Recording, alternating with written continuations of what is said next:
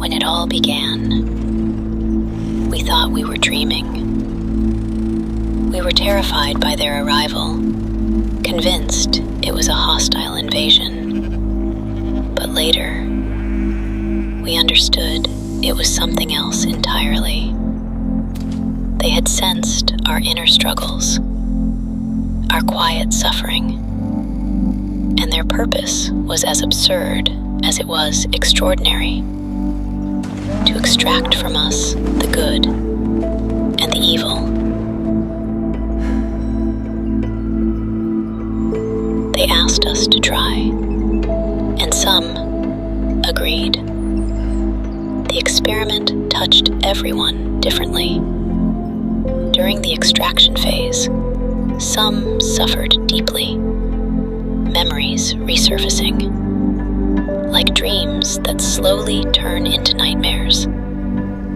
For some, the good took visible form: animals, flowers, fragrances in the air. But the expulsion of evil brought pain and tears. The extracted evil was immediately absorbed by the humanoids, beings capable of transforming it into good.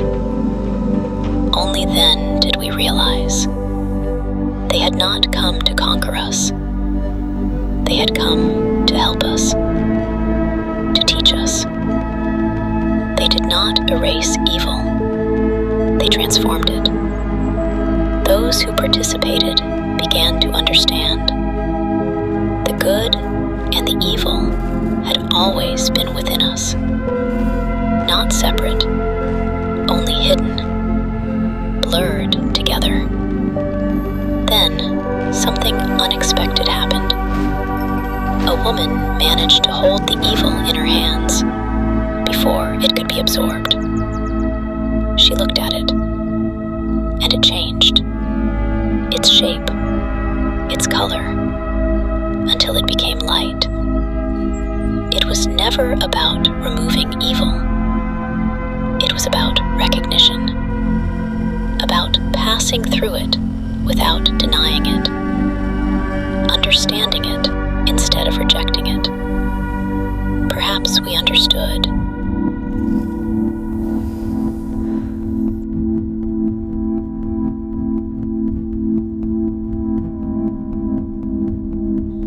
Or perhaps we only dreamed. That good is not the absence of evil, nor evil the absence of good, but what we choose to make of them, what we choose